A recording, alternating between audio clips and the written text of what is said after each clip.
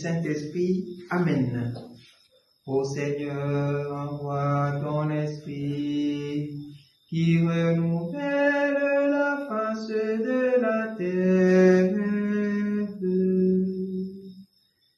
Évangile de Jésus-Christ selon Saint Luc, chapitre 11, versets 27 à 28.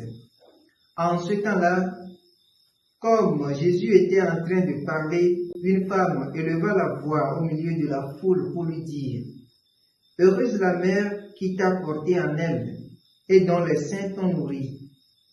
Alors Jésus lui déclara: Heureux plutôt ceux qui écoutent la parole de Dieu et qui la gardent.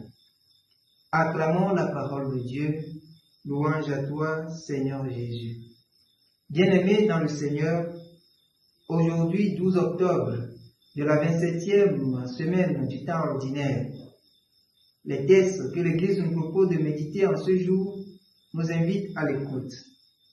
Bien-aimés de Dieu, l'écoute attentive de la parole de Dieu et l'effort quotidien de sa mise en pratique nous conduit à l'ouverture des portes des merveilles de Dieu.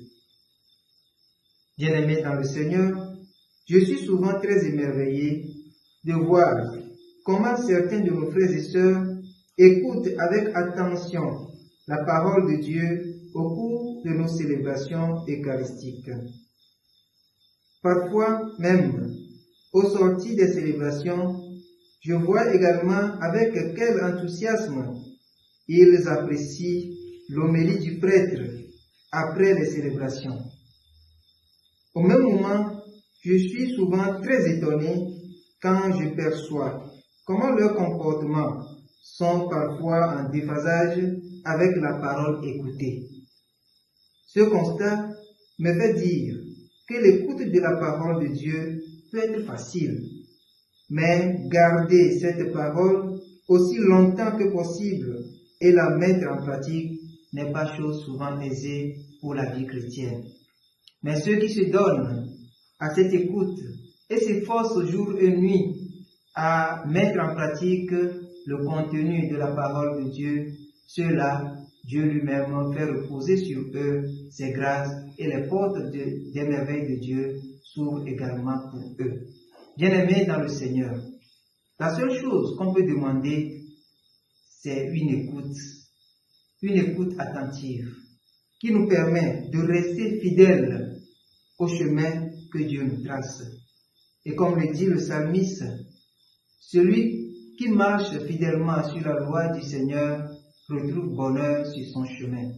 Et notre monde aujourd'hui en a besoin. On a besoin de personnes qui arrivent jour et nuit à mettre en pratique le contenu de la parole de Dieu, pour que la vie de tous les chrétiens en ce monde devienne une lumière. Regardez tant de chrétiens qui sont dans le monde. Mais la question que je me pose, c'est que pourquoi ce monde ne change pas? Si chaque chrétien se force jour et nuit à vivre quotidiennement la parole, je crois que nous arriverons à transformer notre monde. Regardez tant de chrétiens qui exercent des responsabilités grandes dans le monde, et pourtant notre monde est toujours désenchanté. Demandons la grâce d'une écoute attentive, un cœur toujours ouvert pour rester fidèle à ce que Dieu nous trace comme chemin, et que Dieu soit toujours avec nous, qu'il établisse sa paix dans notre monde. Loué soit Jésus-Christ à jamais.